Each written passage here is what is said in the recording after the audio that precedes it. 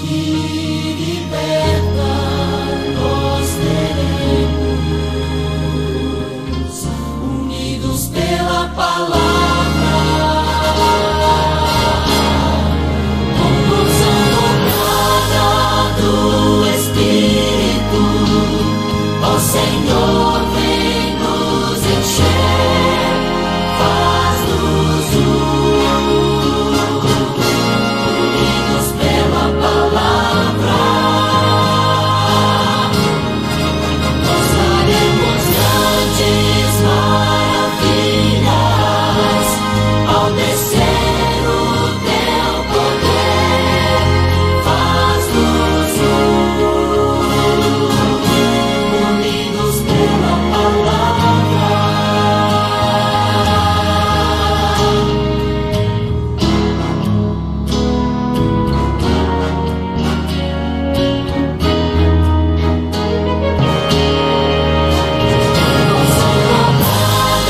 Do Espírito, ó Senhor, vem nos encher, faz-nos unidos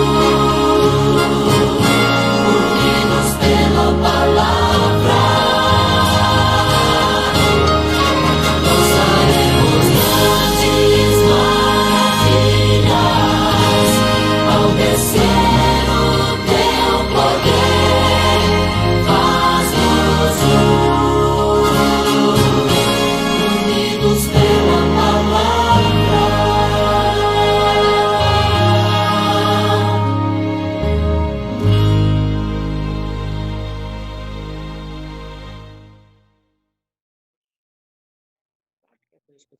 Boa noite, queridos irmãos. Uma satisfação, mais uma vez, estarmos aqui reunidos para a gente estudar um pouco mais da Palavra de Deus e entender o que Jesus nos ensinou sobre diversos aspectos da vida cristã. E, nesse sentido, o convite que fica hoje é para a gente conhecer um pouquinho mais. O tema de hoje será o perdão. Então, na semana passada, a gente até entrou nesse tema.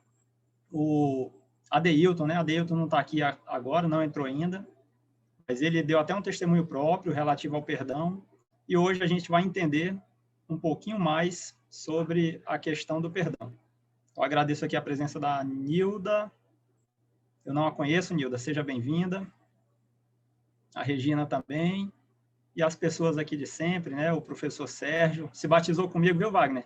Você se batizou no mesmo dia que minha mãe, né? Ontem. Foi. Que bom, graças a Deus. Eu batizei Daniel, no mesmo dia. Pois não. Eu fico muito feliz em ver você, sua mãe, suas tias.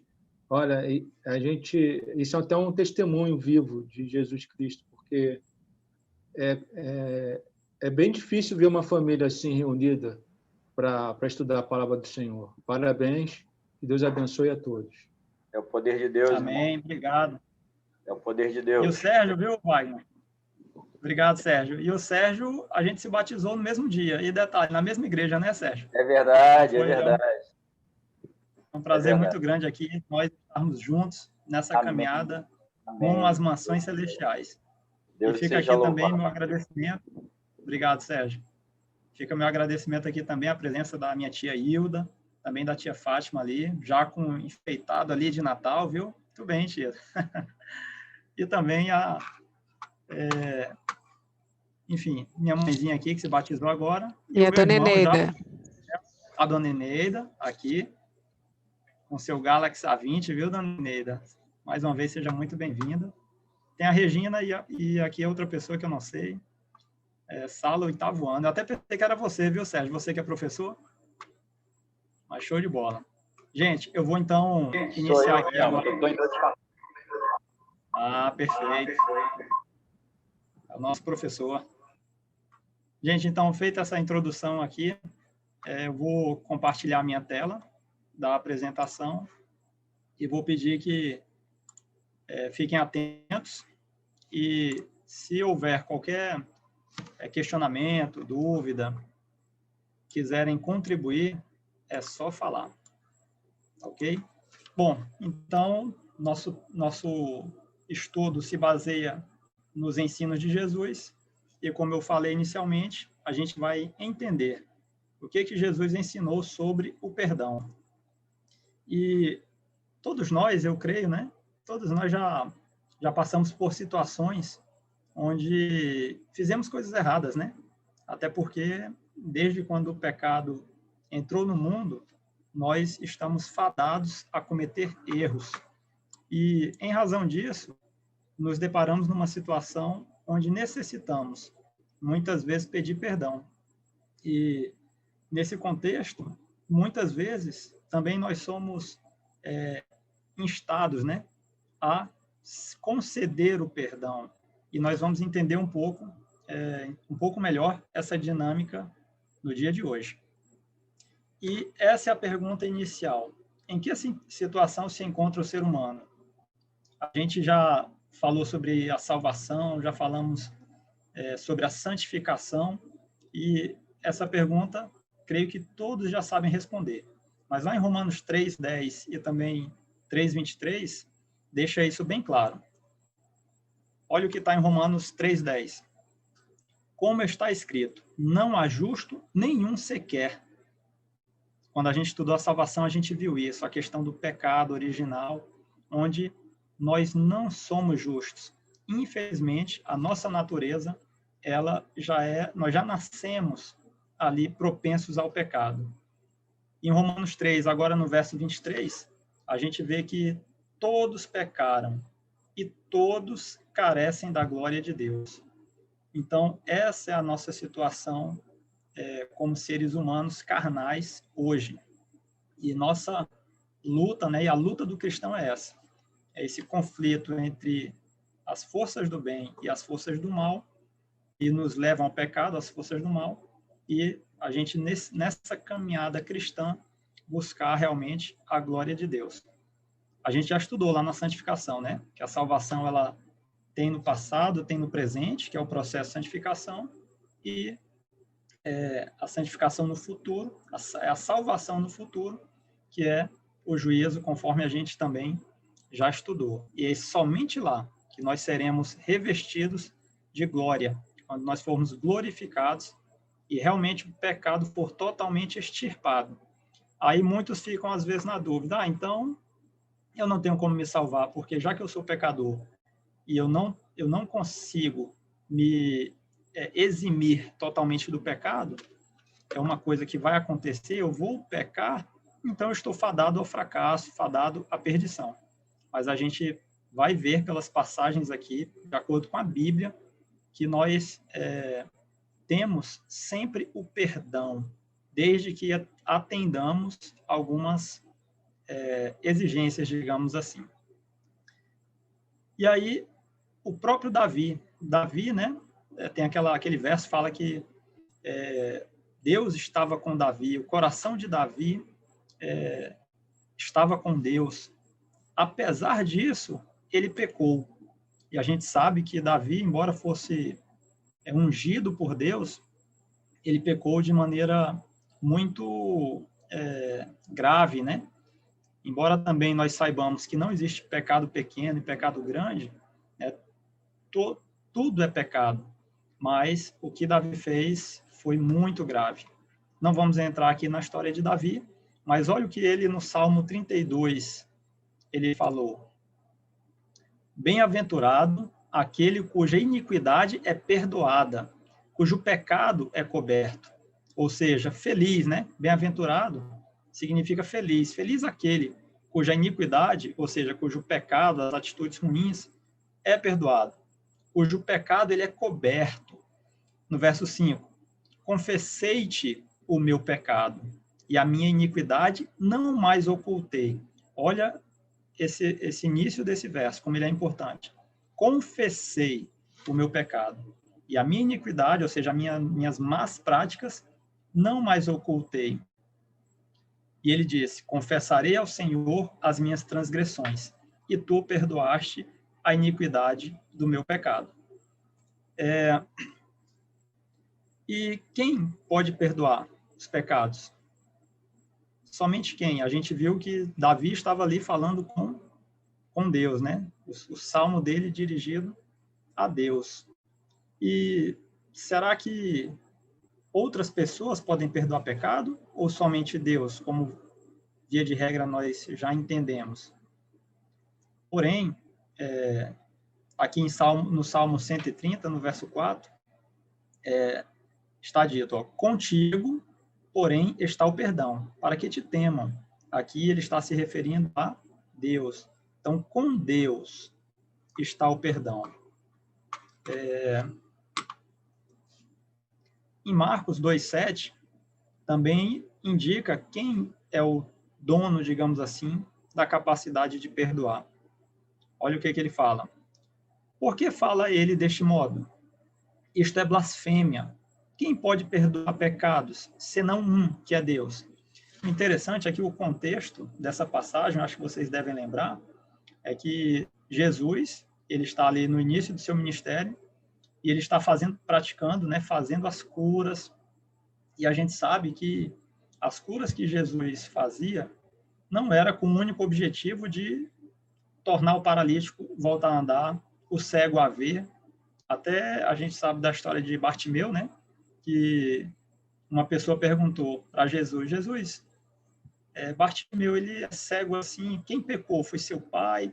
Por que recaiu sobre ele, aqui falando com minhas palavras, essa maldição de estar cego? E aí, na verdade, Jesus fala que aquilo tinha um propósito, que era para, naquele momento, ele, Jesus, testemunhar do poder de Deus, tornando aquele homem voltar a ver. Então, tudo tinha um motivo. E um dos motivos dos milagres de Jesus não era a cura física, prioritariamente. Na verdade, aquilo, digamos assim, era um acessório. O objetivo dele era a transformação espiritual dessa pessoa. E, nesse sentido, ele fala para a pessoa que ele proporcionou a cura, você está perdoado. E aí os fariseus, os saduceus, enfim, os rabis da época, eles ficaram muito... acharam aquilo um absurdo. Como assim ele está perdoando? Porque só quem pode perdoar é Deus. E aqui a gente reforça, de fato, a Bíblia, particularmente a Bíblia da época de Jesus, que era o Antigo Testamento, de fato, só Deus pode perdoar.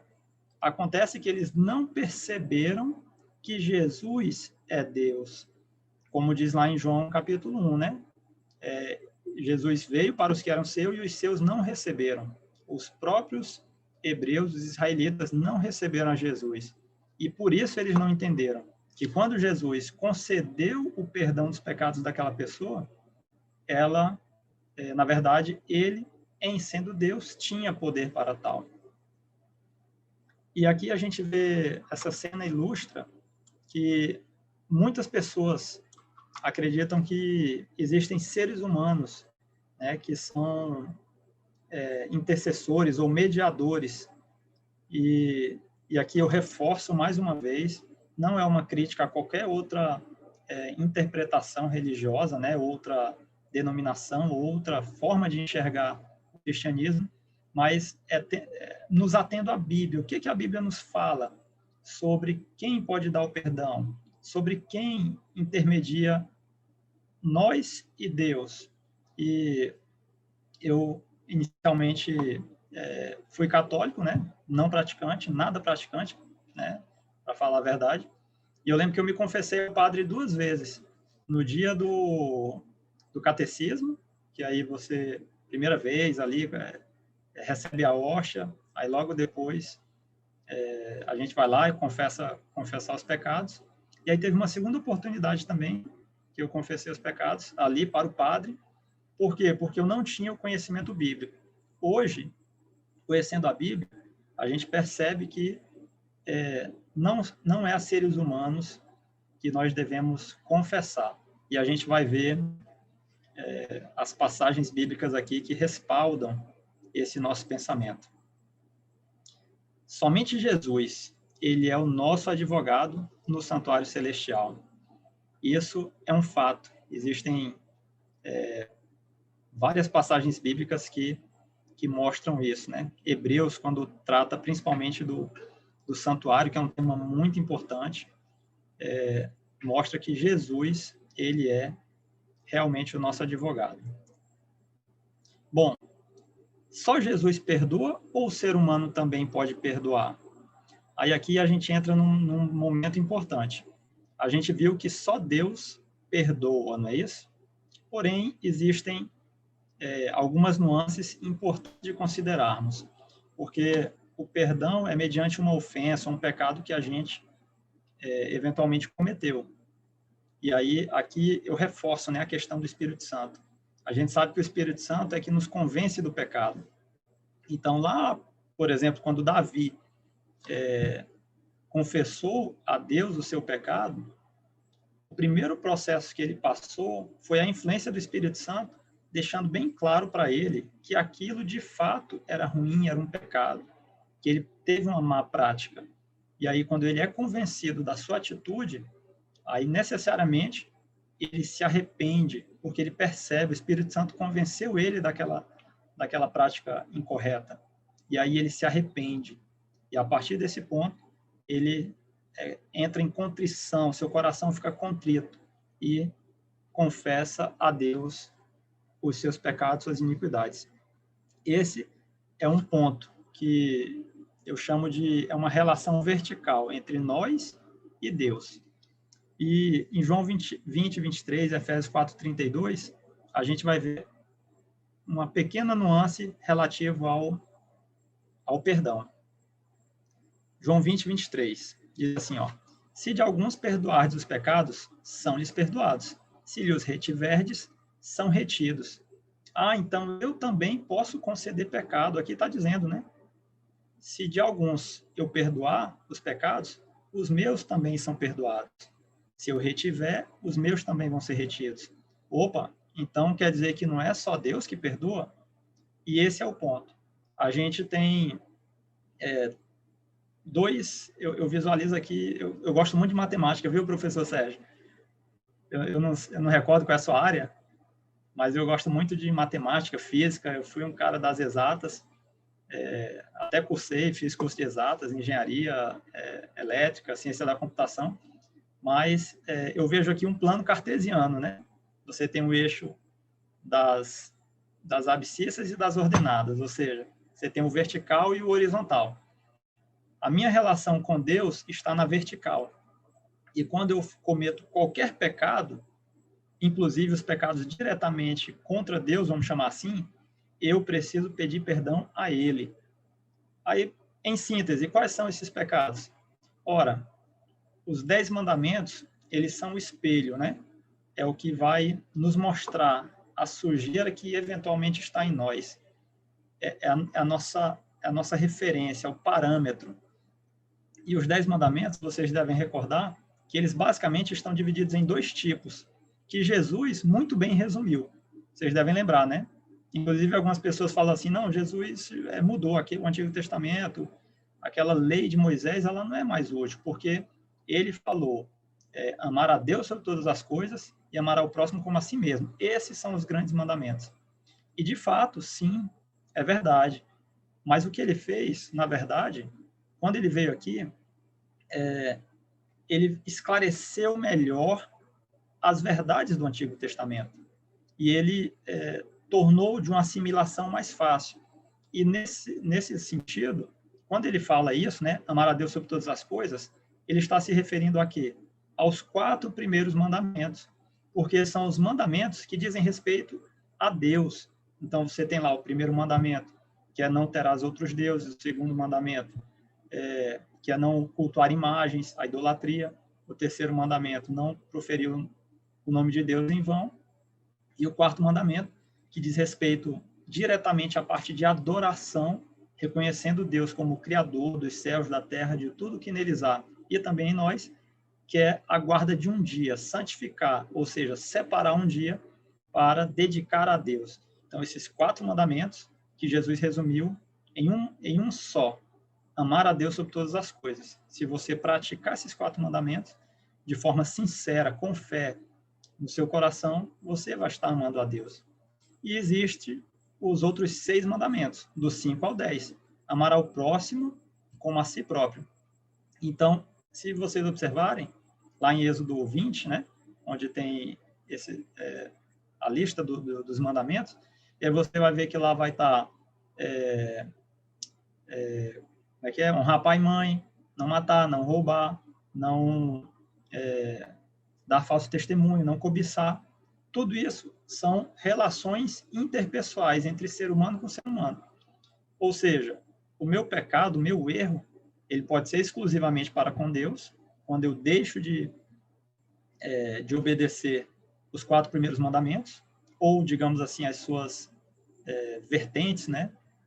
E com relação ao próximo, a um ser humano, através dos mandamentos 5 ao 10. Se eu cometo um pecado diretamente com Deus, eu tenho que pedir perdão a Ele. Porque, quer ver um exemplo? Digamos que eu passe a adorar uma determinada imagem. Não sei, aqui na Bahia, por exemplo, o pessoal tem muito essa questão dos santos. Tanto é que o nome aqui da Bahia, a Bahia em termos geográficos, né, a entrada de mar no continente, a Bahia, como tem no Rio de Janeiro, a Baía de Guanabara, aqui chama-se Baía de Todos os Santos. E digamos que eu fizesse como muitos fazem, adorasse um santo, uma imagem, colocasse aqui. Isso não tem nada a ver entre mim e o professor Sérgio, por exemplo. Sou eu e Deus. Eu estou pecando ali contra Deus. Então, meu perdão é direcionado para ele. Ao passo que, se eu dou um falso testemunho, eu estou dando o professor Sérgio aqui, porque eu estou vendo a sua imagem aqui, viu, Sérgio? E aí, se eu dou um falso testemunho relativo ao professor Sérgio, aí eu pequei contra ele e contra Deus também, contra a lei de Deus. Então, eu tenho que pedir perdão, não só para Deus, mas também para aquela pessoa a qual eu ofendi. Eu vou tirar aqui o compartilhamento de tela para perguntar para vocês se até aqui todos entenderam, tem alguma contribuição a fazer. Daniel. Pois não, mãezinha. Meu amor, eu quero te agradecer por essa explanação sobre o amar a Deus, sobre todas as coisas, que eu confesso que não entendi muito bem. Eu achava que eram os 10 mandamentos que se resumia nisso. No entanto, você explanou agora para mim, que maravilha, estou agradecida ao Santo Espírito por te usar, de que é só os 4 mandamentos que foi escrito pelo dedo de Deus. Esse é intocável, não pode haver mudança. Esse sim, amar a Deus sobre todas as coisas. Maravilha, meu filho, parabéns. Obrigado, mãezinha. Assim, toda a lei, os 10 mandamentos, foram escritos pelo dedo de Deus. Agora, de fato, os 4 primeiros dizem respeito especificamente ao respeito e adoração a Deus. E em Êxodo 20, especialmente ali no versículo 11, a gente entende o porquê. Deixa eu mostrar para... Eu vou até compartilhar aqui minha tela e colocar aqui a Bíblia online. Eu gosto muito dessa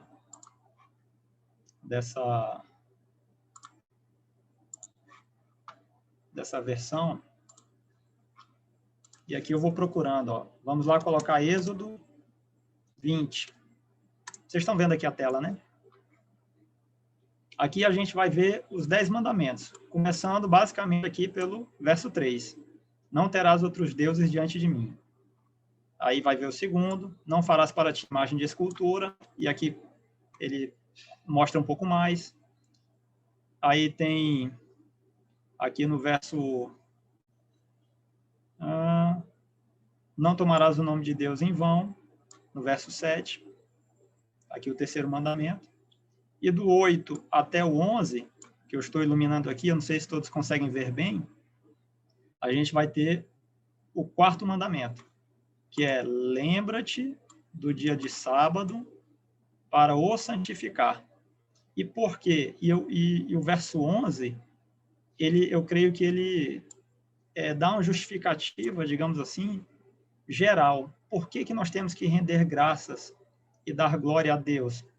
E o verso 11 diz: porque em 6 dias fez o Senhor os céus e a terra, o mar e tudo que neles há.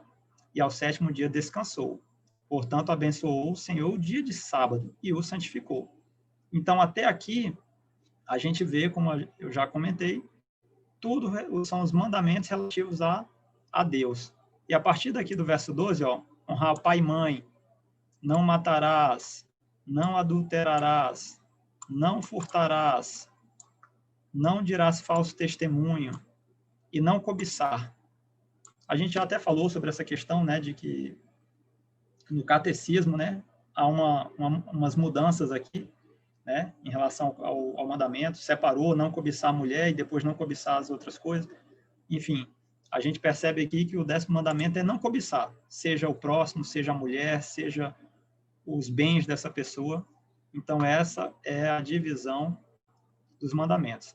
Se a gente for, aproveitando que a gente está falando sobre isso, lá em Apocalipse 14, a gente tem as 3 mensagens angélicas, que é assim, a grande mensagem para o tempo de hoje, onde nós temos que avisar, né, as pessoas que é chegada a hora do juízo. E aqui, deixa eu só lembrar qual é o verso 7. Olha o que diz o anjo, diz, né? O anjo dizendo em grande voz, temei a Deus e dai-lhe glória, porque é vinda a hora do seu juízo. E adorai. Adorar quem? E por quê? Aquele que fez o céu e a terra e o mar e as fontes das águas. E não por acaso, é quase que uma cópia, né? Um Ctrl-C, Ctrl-V, lá do verso 11 de Êxodo 20. Porque existe essa conexão de que, e eu não quero adentrar em demasiado nesse assunto, mas um grande ponto crucial nesse momento do juízo vai ser justamente quem dá glória a Deus realmente, porque ele fez o céu, a terra, o mar e a fonte das águas, e quem não. E isso aí a gente vai estudar também mais para frente, é o que vai marcar, vai chancelar, né, em cada ser humano, em que grupo ele vai estar. Se no grupo da mulher vestida de branco, né? E quando a gente estuda Apocalipse, a gente, não só Apocalipse, em Ezequiel, Jeremias, Isaías, a gente vê essa simbologia, onde a mulher representa a igreja. Porém, a gente sabe que existem 2 igrejas. A gente sabe que no Brasil tem 35 mil denominações só de igrejas protestantes. Mas quando a Bíblia se refere à igreja, ela só fala de 2. Existe uma igreja verdadeira e uma igreja falsa. E reforço, não é denominação. Não estou dizendo que a igreja verdadeira é a igreja adventista, não. A igreja verdadeira tem uma determinada característica. A reunião de pessoas com aquela crença, quais são as características dela? Dos remanescentes. A gente já viu, está lá, né? A guarda dos mandamentos, a fé em Jesus, conforme Apocalipse também, capítulo 12, 17. Mas, enfim, o importante é a gente ter essa percepção e saber que devemos, sim, guardar os mandamentos, e quando nós pecamos, eu vou estar infringindo, de alguma maneira, algum desses mandamentos. E quando isso se refere, e aí eu vou tirar o compartilhamento para a gente concluir esse tema, e quando se refere aos 4 primeiros mandamentos, o meu débito é com Deus, e aí eu devo pedir o perdão para ele. E quando é com o próximo, referente aos mandamentos 5 a 10, eu devo pedir perdão não só para Deus, mas também para aquela pessoa. Alguma pergunta sobre esse assunto? Daniel, tira aqui uma dúvida minha, meu amor, sobre a fala anterior. Os 4 mandamentos foram escritos pelo dedo de Deus, certo? E os 6 mandamentos restantes foram escritos pelos homens, usados pelo Espírito Santo de Deus. É isso? Não. Os 10 mandamentos foram escritos pelo dedo de Deus. Isso, os 10. Porém, os 4 primeiros se referem à relação homem-Deus. E os 6 seguintes, na relação homem-homem. Mas foi o próprio Deus que escreveu com seu próprio dedo. Eu já até comentei sobre isso, né? Só existem duas partes escritas da Bíblia que não foi o ser humano que escreveu, inspirado, obviamente, por Deus, pelo Espírito Santo, que é exatamente os 10 mandamentos e também lá em Daniel 2, né? Acho que é Daniel 2, quando surge uma mão ali, uma mão sobrenatural, escreve na parede lá, na hora que Nabucodonosor, né, tá dando aquele banquete e usa os utensílios do templo junto com as meretrizes, enfim, está naquela orgia, e ali encheu, digamos assim, o limite da iniquidade daquele povo. Eles chegaram, aí eu pergunto para vocês, lembram do pecado contra o Espírito Santo? A blasfêmia contra o Espírito Santo? É aquele momento onde você insistiu tanto no pecado, e o pecado nos afasta de Deus. Lembra que Adão e Eva pecaram, e a partir dali, eles não puderam mais estar junto de Deus, eles não podiam mais nem ver a face de Deus. E aquilo ali causou uma separação. E assim acontece conosco. Quanto mais eu peco, mais eu me afasto de Deus. E ele está à porta. Lembra? Apocalipse 3:20, estou à porta batendo. Aquele que abrir a porta, eu entrarei, cearei com ele e ele comigo. Ou seja, Deus ele está constantemente nos buscando. E a partir do momento que eu continuo pecando, eu vou me afastando, a ponto de eu não mais escutar a batida na porta de Jesus.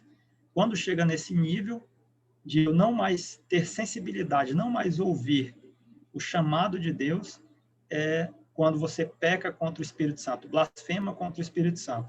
E a gente viu na semana passada que é o único pecado que não tem perdão. Aí eu já até adianto, eu não sei se aqui na sequência dos slides a gente vai falar sobre isso, eu creio que sim, mas existe pecado que não tem perdão? Deus perdoa tudo? Não. Existe um pecado que ele não perdoa, que é a blasfêmia contra o Espírito Santo. E aí é esse distanciamento. E o rei, né, babilônico, ele chegou nesse ponto. Ele chegou num ponto onde não tinha mais volta. Em razão disso, o juízo recaiu sobre ele, conforme estava profetizado. E Daniel? Tá certo? Pois não. E Daniel, que bom, sabe por quê? Porque isso comprova mais ainda que a lei de Deus não pode ser mudada em hipótese alguma, e no passado eu achava que toda a lei tinha sido cumprida por Jesus Cristo e que ela hoje não tinha mais, eu não tinha obrigação com a lei, porque eu aceitei Jesus e a lei estava cumprida por Jesus, e isso comprova que isso não existe, né? Ótimo.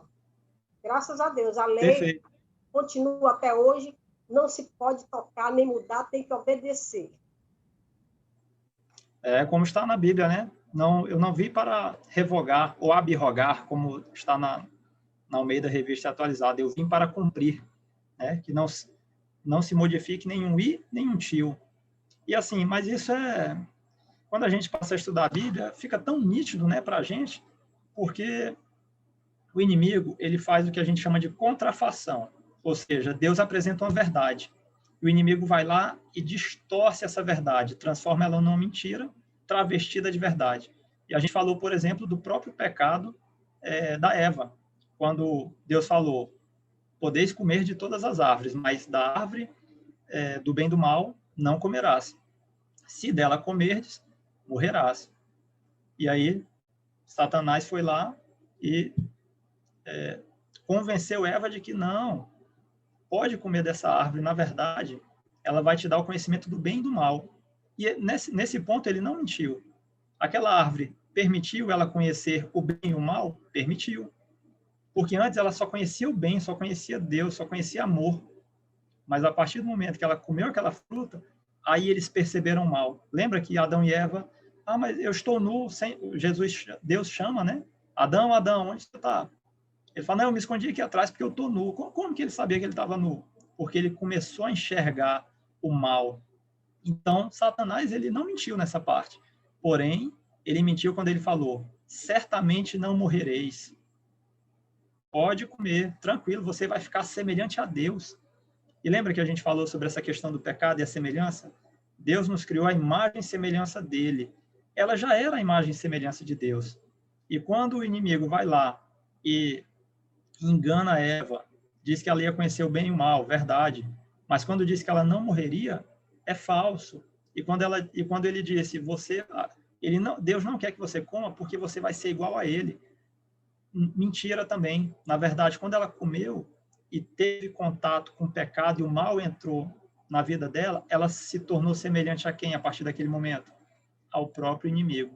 Porque esse é o objetivo dele, é nos distanciar de Deus, nos desfigurar da nossa semelhança a Deus e nos tornar parecidos com ele próprio, o próprio Satanás. E uma das coisas nesse sentido é o perdão. Deus, ele é o ser de extrema misericórdia e perdão. E nós temos que, assim como ele, assim como foi Jesus, que é a nossa grande referência, sermos também pessoas de perdão.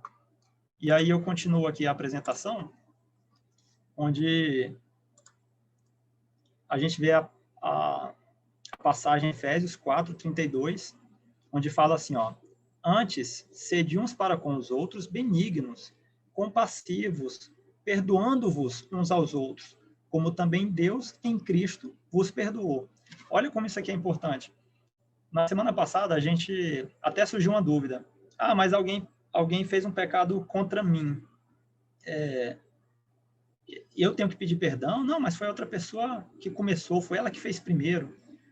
E aqui tem alguns detalhes. Se uma pessoa ofendeu você, primeiro ponto, será que eu ofendi ela também? E aí, às vezes, a gente fica assim, não vou falar com fulano, não, foi ela que começou. A pessoa foi e me xingou, por exemplo. E eu, no ímpeto, revidei. Aí, quem deve tomar partido para pedir o perdão? É a pessoa que começou, que deu origem àquele problema, ou eu? São duas coisas independentes. Dessas duas pessoas, eu e essa segunda pessoa, quem dos dois pecou? Os dois. Então, os dois precisam pedir perdão. Inicialmente para Deus, porque ofendeu a Deus. Todo pecado é ofensivo a Deus. E segundo, independente de quem iniciou a discussão ou o problema, o que quer que seja, eu devo pedir o perdão com relação ao meu erro. Agora, se eu não tive erro e a pessoa cometeu um pecado, né, ou me ofendeu, é ela, né, que tem que pedir o perdão. São coisas distintas, né? Quem comete a ofensa deve pedir o perdão. Agora, eu, assim como Deus, como Jesus, eu tenho que estar disposto a dar o perdão. Eu faço até uma pergunta aqui, eu vou tirar o compartilhamento de tela.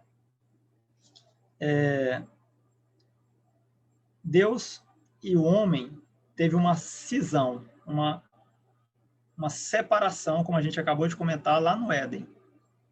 E aí foi planejada uma reconciliação. Eu pergunto, de quem foi a iniciativa da reconciliação entre Deus e o homem? Vocês acham que foi de quem? Quem tomou a iniciativa para reconciliar o homem e Deus? Deus.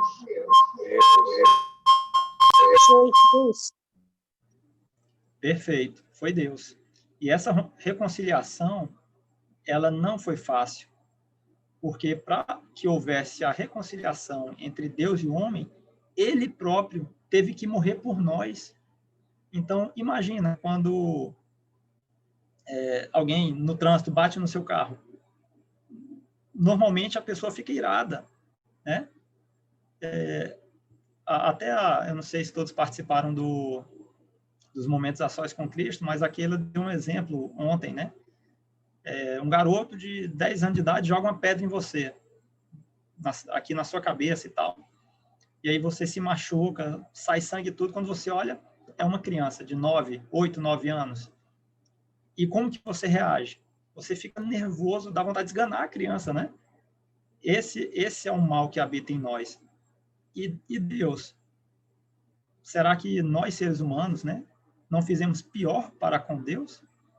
Quando o próprio Cristo, estando aqui, ele foi crucificado. E o que ele falou? Ninguém pediu perdão para Jesus ali naquela hora, quando ele estava na cruz. Aqueles soldados romanos que jogaram sorte nas vestes dele, que esbofetearam Jesus, colocaram a cruz de espinhos, escarneceram dele, pregaram ele na cruz, furando, né, as suas mãos, seus pés, eles não pediram perdão a Jesus. E o que Jesus falou quando estava na cruz? Vocês lembram? Ele olha para cima e fala com Deus: Senhor, perdoa-os, porque eles não sabem o que fazem. Então, a iniciativa do perdão, embora quem comete o pecado, ele deve buscar, porque é ele, a salvação dele, mas eu tenho que estar disposto a dar o perdão, assim como Jesus estava, porque ele é o nosso grande referencial. Daniel? Então, pois não. Vou aproveitar aqui e dar um exemplo que acontece muito entre nós. Eu acuso uma amiga minha de algo que ela não fez, eu sei que ela não fez e eu acusei. Depois eu me arrependo e aí eu peço perdão à minha amiga. Eu também tenho que pedir perdão a Deus, né? Depois que eu peço perdão à minha amiga, aí é que eu tenho que pedir perdão a Deus, certo? É isso, né? Normalmente, a Bíblia não esclarece a sequência, mas naturalmente, eu penso que o primeiro perdão vai para Deus, no sentido de que você foi para casa e refletiu, o Espírito Santo convenceu você do pecado e você se arrepende. E aí, nessa hora que você, nas suas orações, vai falar: Senhor, me perdoa, eu tratei a fulana de maneira inadequada. E aí você demonstra seu arrependimento, e esse ato é o ato da confissão, que a gente viu lá. Igual Davi fez, né? Confessarei meus pecados e Deus perdoará as minhas iniquidades. Então, eu entendo que, de uma maneira natural, você vai primeiro pedir perdão a Deus, né? De alguma maneira. Eu não sei, acho que foi a Keila mesmo, né? Que deu o exemplo lá, que ela teve um atrito com alguém no ônibus que estava sentado no lugar dela, aí ela sentou em outro lugar. Aí a outra pessoa foi lá já falou de maneira grosseira: olha, você está sentada no meu lugar, sai daí. E ela respondeu de maneira ríspida. E aí depois ela teve a conversa com Deus, com Jesus. E aí ali, pelo Espírito Santo, ela foi convencida de que mesmo ele estando inicialmente ter provocado aquela situação, mas ela também fez algo errado. E aí ela foi convencida e foi lá e pediu perdão à pessoa. Então, eu estou entendendo. É por isso que as pessoas costumam falar que só Deus que perdoa. Mas por quê? Porque quando eu me arrependo, realmente foi o Espírito Santo me usando, me arrependi, né? Falei com Deus, claro. Então, para Deus poder me perdoar, eu tenho que ir pedir perdão à minha amiga para poder Deus me perdoar. Tipo assim. É isso. Sim, entendi. Eu não recordo se vai ter no slide aqui para frente aquela discussão entre os devedores, né? Parábola dos devedores, onde um camarada deve lá para o rei uma quantia absurda, se não me engano, são 10 mil talentos. Era muito dinheiro. E aí ele pede misericórdia para o credor dele, né? Para o rei. Não, pelo amor de Deus e tal, eu não tenho condições de pagar. E aí o rei vai e tudo bem, não cobra mais ele e releva a dívida. Porém, esse camarada, quando volta para a casa dele, ele tem um conservo, né? Ou seja, o servo dele, que deve uma besteirinha, acho que era uma quantia bem pequena. E ele não aceitou a pessoa passando necessidade, pediu para ele desconsiderar aquela dívida que ele estava com dificuldade. E, diferentemente do que o rei fez com ele não perdoou a dívida do seu servo e agrediu ele, enfim. E aí os próprios soldados depois levaram a situação para o rei, e ali Jesus, nessa parábola, mostra como é importante. A gente já recebe o perdão de Deus, e eu devo conceder o perdão, como a gente vê na própria oração modelo que vimos na semana passada, no Pai Nosso, né? Perdoai aqueles que nos devem, né? Então, dando continuidade,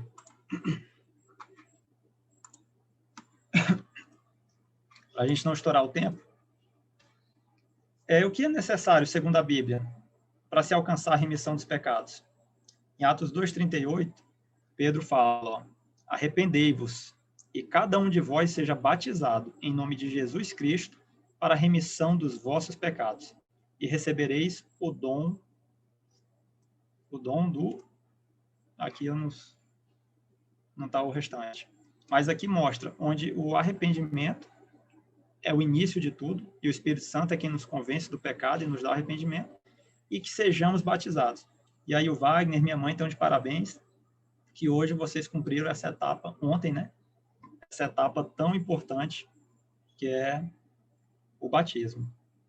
E aí nós temos algumas condições a serem atendidas para o perdão.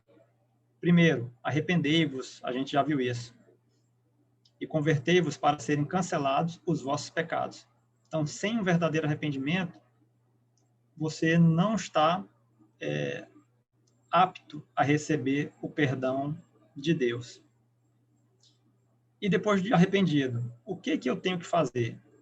1 João 1,9 deixa isso muito claro. Olha o que diz. Se confessarmos os nossos pecados, ele é fiel e justo para nos perdoar os pecados e nos purificar de toda injustiça. Então, quando eu me arrependo, essa sequência que eu já até citei, né? Primeira coisa, eu sou convencido do pecado pelo Espírito Santo. E aí eu me arrependo, porque eu percebo que é algo ruim. E aí, nesse ponto, eu confesso. E a gente viu, a minha confissão, ela não é para seres humanos, ela é para Deus. É lógico que, se eu pequei contra um ser humano e vou lá pedir perdão, não é uma confissão, mas eu vou falar, olha, me desculpa, eu agi assim, agi assado, eu percebo que não é a forma adequada, que eu tratei dentro do contexto, e pede o perdão para aquela pessoa. E Deus, ele é fiel e justo, e nos concede esse perdão. E Jesus, ele apresentou qual condição para o perdão dos nossos pecados? Em Mateus 6,12, ele nos diz, e perdoa-nos as nossas dívidas, assim como nós temos perdoado aos nossos devedores. Aqui, um trecho da oração modelo, o Pai Nosso, que nós tanto conhecemos, né? Perdoa as nossas dívidas, assim como nós temos perdoado os nossos devedores.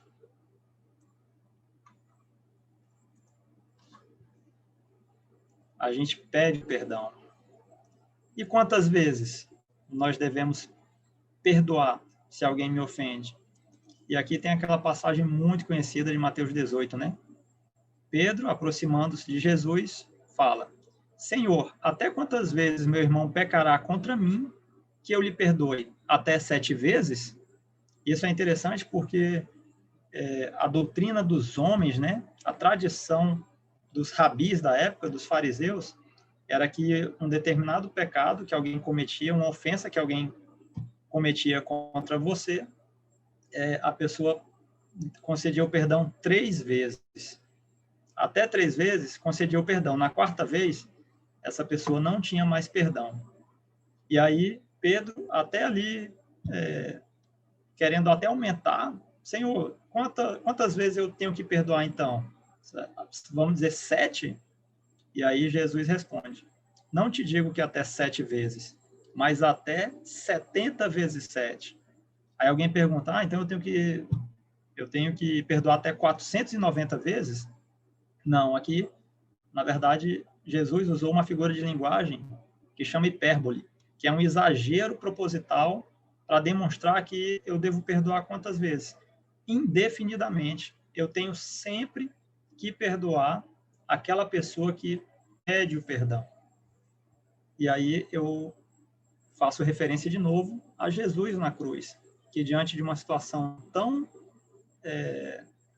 ofensiva, né, agressiva em relação à sua pessoa, ele pede para que Deus perdoe aqueles homens. 70 vezes 7. E isso foi o que nós falamos. Jesus, ele pagou o preço. Nós já fomos perdoados. Nós já temos o perdão de Deus. E isso é algo maravilhoso. E aqui, já próximo do nosso horário, o apelo que fica é que cada um de nós tomemos essa decisão, que nós creiamos que apenas Jesus pode perdoar os nossos pecados, que nós confessemos as nossas culpas e supliquemos dele o perdão. Desejo também, e aqui a ideia é que você leia, desejo também a graça do céu para perdoar aqueles que me ofendem, assim como Jesus já me perdoou. E isso realmente precisa da atuação do Espírito Santo em nós, porque nós, por si mesmos, nós não vamos ter o desejo de perdoar. Normalmente a gente fica até remoendo aquela coisa, algo agressivo ou ofensivo que alguém fez com nós. Então, meus irmãos, que esse estudo de hoje ele possa realmente ser internalizado no coração de cada um de nós e que essa atividade de perdoar, que é tão difícil, né, a gente consiga desenvolver, exercitar isso, porque nós estaremos assim, demonstrando o fruto do Espírito Santo, onde nós necessitamos ser bondosos, amorosos, mansos, e essa nossa íntima conexão, colocando em prática aquilo que a gente aprendeu, está aprendendo, né? Aprendemos com os momentos a sós com Cristo, nos torna cada vez mais semelhante a Cristo, que, como eu citei aquela passagem, ele já nos perdoou, e perdoou até mesmo aqueles soldados romanos que o machucaram e o, literalmente, mataram. Então, que esse ensino realmente possa fazer parte da vida de todos vocês. Amém? Marileide. Diga. Eu faço a oração final? Oi? Posso fazer a oração final? Pode sim. Meus amigos, vamos fazer uma oração, vamos falar com Deus para a gente concluir nosso estudo, que foi muito bom. Oremos. Querido Deus, amado Pai, louvado e bendito seja o nome do Senhor. Te agradecemos, Pai, por mais um dia que o Senhor nos concede. Te agradecemos por nossa saúde, nosso vigor físico, que o Senhor também nos provê, pois estamos aqui, cada um nas suas casas, nos seus próprios ambientes, mas todos, Pai, reunidos aqui para aprender um pouco mais de Ti, para, como diz em João 5,39, examinarmos as Escrituras e entendermos, Senhor, qual é o propósito do Senhor em nossas vidas, para que entendamos que devemos perdoar, Senhor, aquelas pessoas que porventura nos ofendem, e que devemos, Senhor, pedir perdão para cada atitude errada, cada pecado, cada ofensa que eventualmente venhamos a praticar, seja com o próximo, seja para contigo, Senhor.